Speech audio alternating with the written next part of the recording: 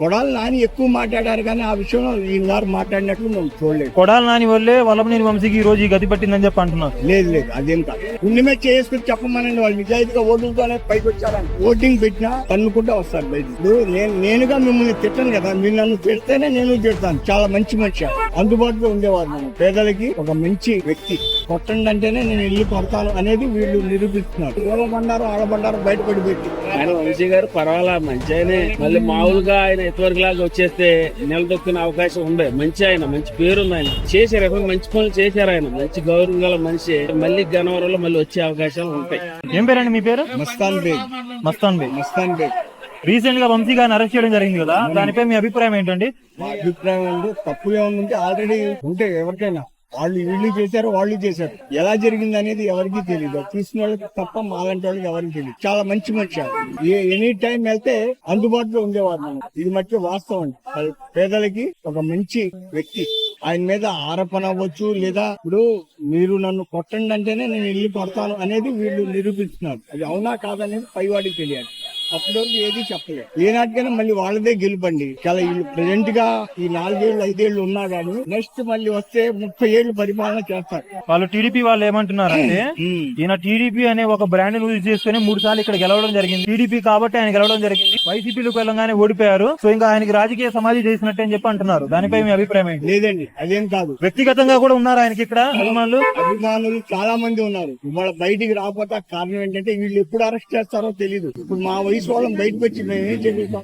మరి అంత అభిమానం ఉన్నప్పుడు మరి ఎందుకు ఓడిపోయారు? ఎందుకు ఓడిపోయారంటే రిగ్గింగ్ అండి. అది ఎలా చేశారనేది వాళ్ళకి తెలుసు. పుణ్యమే చేసుకుని చెప్పమనండి, వాళ్ళు నిజాయితీగా ఓటులతోనే పైకి వచ్చారని. అది వాళ్ళకి తెలుసు, ప్రభుత్వానికి తెలుసు. అన్ని తెలుసుకొని సైలెంట్ కూర్చున్నారు. ఎవరేం చేయలేం. నెక్స్ట్ మళ్ళీ ఇప్పుడు ఎలక్షన్ పెట్టమనండి, రీఓపెనింగ్ మళ్ళీ పెట్టమనండి. ఎవరు వస్తారో తెలుస్తుంది ఎవరికైనా. ఇప్పుడు కిడ్నాప్ కేసు కూడా ఇప్పుడు తలపు చుట్టూ తిరిగింది కదా. ఇప్పుడు ఈయన కూడా కిడ్నాప్ కేసు, దాని గురించి ఏంటి అనేది మాకు తెలుస్తారు. కిడ్నాప్ జరిగిందో ఇంకో జరిగిందో అనేది మాకు తెలియదు. అది ఒక విషయం. ఇప్పుడు మళ్ళీ ఓటింగ్ పెట్టినా తన్నుకుంటా వస్తారు బయట అందరు. ఇంకోటండి, ఇప్పుడు ఆ రోజు ఆ ఇన్సిడెంట్ జరిగింది కదా, పార్టీ ఆఫీస్ పై జరిగిన ఘటన, అసలు దానికి కారణం ఏంటంటారు? ప్రధానంగా కారణం అనేది మాకు తెలుస్తారు. వ్యక్తిగా మంచివాడు, దాన్ని బట్టి మేము గౌరవిస్తాం. కానీ వెళ్ళామనుకోండి, సార్ ఇది వంశీ గారు ఇలా ఉంది సార్ అంటే, పెద్ద ఆయన ఏం పెద్ద ఆయన నీ ప్రాబ్లం అని ముఖమే చేసి మాట్లాడే మనిషి. అంతే తప్ప అన్ని ఆయనే చెయ్యాలని లేదు సార్. నాకు శక్తి ఉంది, నాకే నేను కష్టపడాలి, నేను బతకాలి. నాకన్నా ఇంకా ముస్లిం వాళ్ళు ఉన్నారు, వాళ్ళకి ఆదుకున్నారు సార్. ఇంకోటండి, ఇప్పుడు లోకేష్ గారి గురించి కావచ్చు, చంద్రబాబు నాయుడు గారి గురించి కావచ్చు, దానిపైన ఏమంటారు?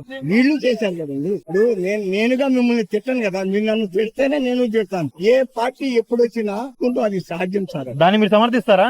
దీన్ని తిట్టుకోవడానికి వాళ్ళు ఇల్లు తిట్టారు కదా, వీళ్ళు తిట్టారు కాబట్టి. వాళ్ళు తిట్టారని చెప్పి మనం తిడితే ఏముంటుందండి మనకి? దానికి మానవత్వం ఉండదు. కొడాలి నాని ఎక్కువ మాట్లాడారు కానీ ఆ విషయంలో ఈయన మాట్లాడినట్లు మేము చూడలేదు. కొడాలి నాని గారు కానీ రోజా గారు మాట్లాడారు, దానికి మేము కాదని. అది తప్పది. కొడాలి నాని వల్లే వల్లభనేని వంశీకి ఈ రోజు ఈ గతి పట్టిందని చెప్పి అంటున్నారు. లేదు లేదు, అదేం కాదు.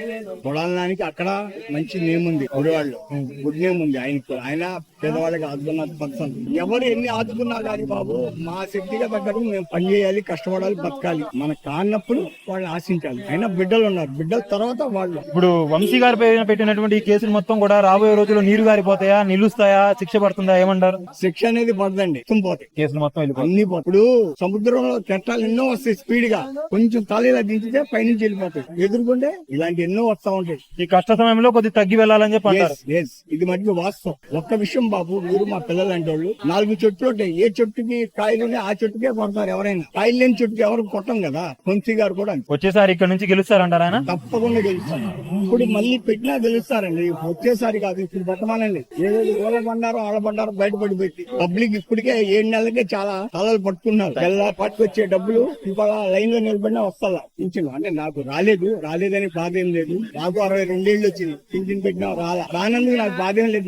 నాకన్నా ముస్లిం వృద్ధార్థులు ఉన్నారు, వాళ్ళకి వచ్చినా చాలు. చాలా బాగానే చేసేవాడు, మంచి మనిషి. మంచి ఎంతవరకు కాలనీలోకి వచ్చి అసలు ఆయన వస్తేనే ముసలికి వాళ్ళకి చక్క ఊరిని 1500 ఇచ్చి వాళ్ళ ఊరిని ఇచ్చేవాడు. ఆయన సొంత డబ్బులతోనే కాలనీలో లైట్లు వేసాడని అనుకో చెప్పారు. రోడ్లు కది వేసారు. ఎంతవరకు బాగానే చేసే మంచి ఆయనండి. ఏం తెలుసు బాబు, మేము మాకేం తెలుసు. నాన్న గారు పర్వాలా మంచి ఆయనే.